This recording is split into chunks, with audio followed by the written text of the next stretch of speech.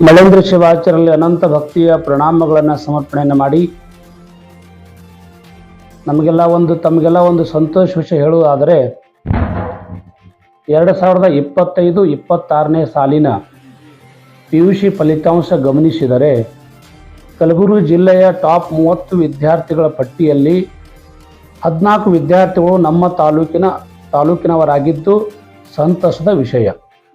ಇನ್ನೊಂದು ವಿಷಯ, ಕಲಬುರಗಿ ಜಿಲ್ಲೆಯ 11 ತಾಲೂಕಿನಲ್ಲಿ ನಮ್ಮ ತಾಲೂಕಿನ ಫಲಿತಾಂಶ ನೋಡುವುದಾದರೆ ಅರ್ಧ ಪಾಲು ನಮ್ಮ ತಾಲೂಕಿಗಿದೆ ಎನ್ನುವುದು ಬಹಳ ಹೆಮ್ಮೆಯ ವಿಷಯ.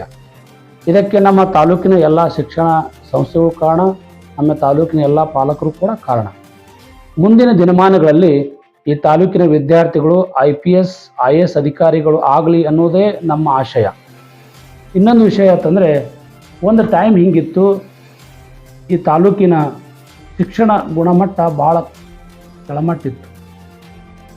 ಇಡೀ ರಾಜ್ಯ ತುಂಬ ಎಲ್ಲ ಕಲಬುರಗಿ ಜಿಲ್ಲೆ ಅಫಜಲ್ಪುರ ತಾಲೂಕಿನ ಶಿಕ್ಷಣ ಮಟ್ಟ ಭಾಳ ಕನಿಷ್ಠ ಅನ್ನುವಂಥ ಕಾಲಿತ್ತು. ಆದರೆ ಇವತ್ತಿನ ದಿವಸ 2025-26ನೇ ಸಾಲಿನ ಫಲಿತಾಂಶವನ್ನು ನೋಡಿದ್ರೆ 98% ಬಂದಿದ್ದು ನಮಗೆಲ್ಲ ಹೆಮ್ಮೆಯ ವಿಷಯ.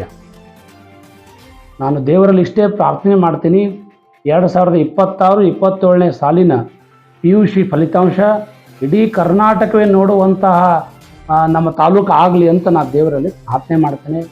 ಈ ಒಂದು ಎಲ್ಲ ನಮ್ಮ ತಾಲೂಕಿನ ಎಲ್ಲ ಶಿಕ್ಷಣ ಸಂಸ್ಥೆಗಳಿಗೆ, ಎಲ್ಲ ಪಾಲಕರಿಗೆ, ಎಲ್ಲ ಪ್ರಾಂಶುಪಾಲರಿಗೆ, ಎಲ್ಲ ಪ್ರಾಧ್ಯಾಪಕರಿಗೆ ನಾನು ಶುಭವನ್ನು ಕೋರ್ತೀನಿ.